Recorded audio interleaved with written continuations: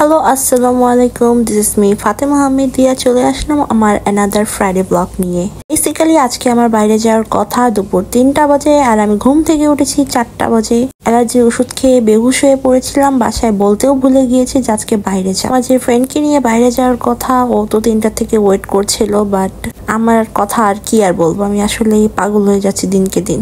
So আম্মু না খেয়ে বের হতে দিবে না, তাই একটা ব্রেড খাচ্ছিলাম, এর মাঝে চাও খেয়েছিলাম। এত তাড়াহুড়া ছিল, আমি জাস্ট কোনো মতো রেডি হয়েছি, ব্লাশ লিপস্টিক আইলাইনার দিয়ে জাস্ট বের হয়ে যাচ্ছি। এই যে আমার টাইসুন বসে ওর কাজ করছিল। আজকে আমি পরেছি কিন্তু আমার জাস্ট নাজের ঈদ কালেকশন, অ্যান্ড এই ঈদ কালেকশনের কিছু শ্যুটও করবো, যেহেতু ফ্রাইডে ঘুরতে যাওয়া হয় তাই ভাবলাম আমার ফ্রেন্ডকে নিয়ে আমার শ্যুটের কাজটা করেই ফেলি, যেহেতু রমজান সামনেই এসে পড়েছে। রোজা রেখে তো আর বের হয়ে যাওয়া যাবে না, আর শ্যুটও করা যাবে না, বিকজ একটা টায়ার্ডনেস কাজ করে। সো আমরা রিক্সার জন্য ওয়েট করছিলাম, রিক্সাও পাচ্ছিলাম না, এত বেশি জ্যাম রাস্তায়। মাগরিবের আজান দিয়ে দিল। আজকে আমি বেসিক্যালি অন্য জায়গায় যেতে চেয়েছিলাম একটু সানলাইটে শ্যুট করতে, আমার কপালে খারাপ। ভাবলাম যে যাক আউটডোর হয়নি, ইনডোরই করি। If I am not wrong, এটার প্রনাউন্সিয়েশন হ্যাশি হবে রেস্টুরেন্টের নাম।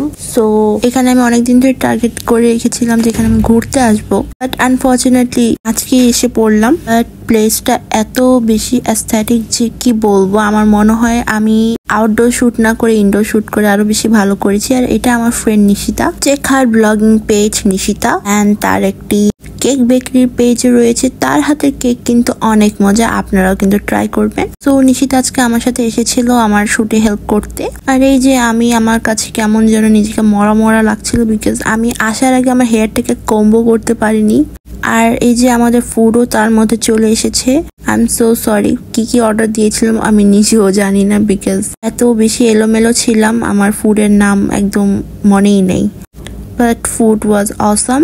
আর এটা ছিল উইংস। আমেরিকান ফ্লেভার আর আমাদের ফ্লেভারের মধ্যে অনেক বেশি ডিফারেন্সেস আছে। আমরা অনেক ট্যাঙ্গি, স্পাইসি, সুইট সবকিছুর একটা মিক্সচার টেস্ট বিলং করি, আর তারা কিন্তু একটু salty, sweet and mild flavour পছন্দ করে। দ্যাটস আমরা এটাই গসিপ করছিলাম, যেটার ফ্লেভারটা অনেক মাইল্ড, আমরা তো একদম চটপটা চটপটা খেতে চাই। ওখান থেকে চলে গেলাম একটু ডমিনোজে, যেহেতু একই বিল্ডিং এর ডমিনোজকে কেন মিস করব। ওখানে যেয়ে দেখি মরার মতো ক্রাউড, বসারও জায়গা নাই, তাই সাইড বেঞ্চগুলোতে বসে পড়লাম। আর এখানে আমি পিজা অর্ডার দিয়েছিলাম ফার্ম হাউস, অ্যান্ড আমি রেকর্ড করার সময় খেয়ালই করিনি যে আমি ক্যামেরার থেকে বাইরে চলে গিয়েছি। সেখান থেকে আম্মাব্বুর জন্য একটা পিজা নিয়ে নিলাম, তারপর চলে গেলাম বাসার উদ্দেশ্যে। এখন কিন্তু 8টারও বেশি বাজে, আর রাস্তায় এত বেশি জ্যাম, কি আর বলবো। আজকে 28শে ফেব্রুয়ারি, মাসেরও শেষ দিক, আর যেহেতু রোজা চলে আসছে জ্যাম তো হবেই। এই যে অলমোস্ট 9টা বেজে গেল, আর আমার অবস্থা দেখুন কি অবস্থা হয়ে আছে আমার হেয়ারের আর আমার ফেসের। আর আজকে কেন জানি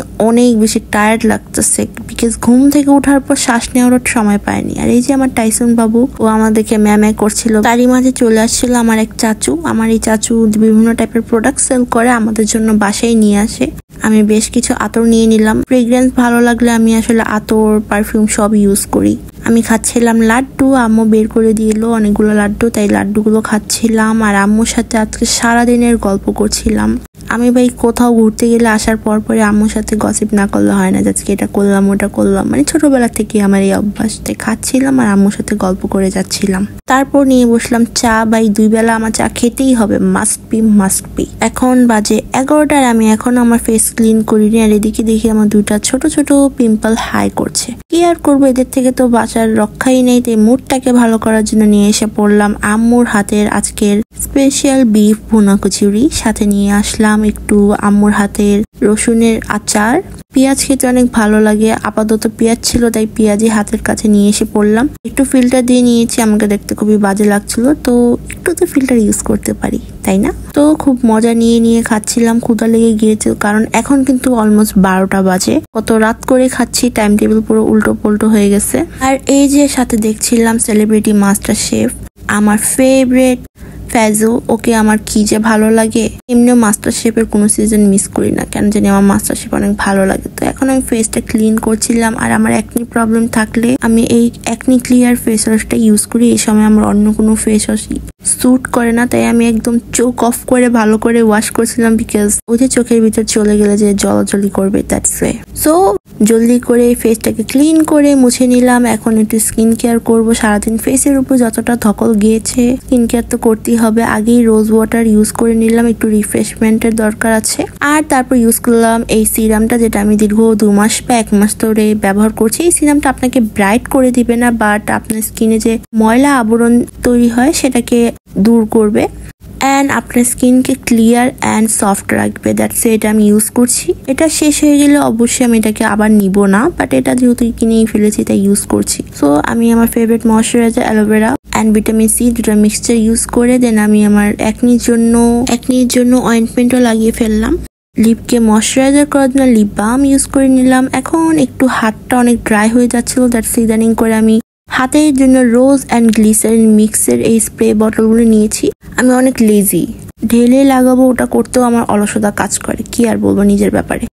সো এটাকেই নিয়ে নিলাম। এটা যদিও অনেক আগেই বের হয়েছে, বাট আমার জন্য এটা ইউজ করতে ইজি হয়। তারপরও আমি খুবই কম ইউজ করি এটা, হাতটা অনেক ড্রাই হচ্ছিল তাই ইউজ করে নিলাম। সো এখন আমি ভিডিওটাকে এডিট করব তাই শুয়ে পড়লাম, আর এই যে আমার টাইসুনিও শুয়ে পড়েছে। সো আজকের ব্লগটা এই পর্যন্তই। আল্লাহ হাফেজ।